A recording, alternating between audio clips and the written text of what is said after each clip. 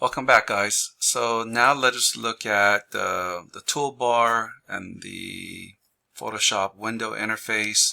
So you have some toolbars here, and these are kind of your open tabs, and you can open up additional tabs by coming here to Windows. Right now we have the color, layer, and properties tabs open, and we also have options and tools. So these are kind of all the tabs that are currently open. So if you want to open up additional tabs such as like channels, you can click that, and then you'll see that the channels and tabs open up. You have the layer tab, you have the path tab, and things like that.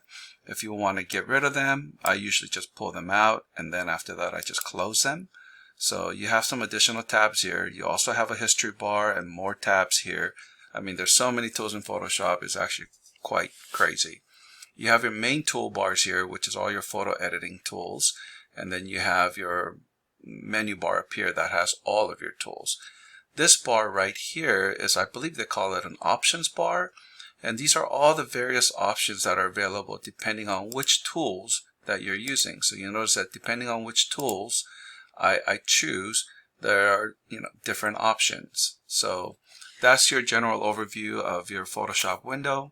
And the most important thing is kind of navigating through your editing photo. So like zooming in, zooming out, and panning. So to zoom in and out, you guys can click on this magnifying tool, but I don't recommend it. You just click Alt, and you should be able to scroll your mouse in and out to get to an area to zoom into.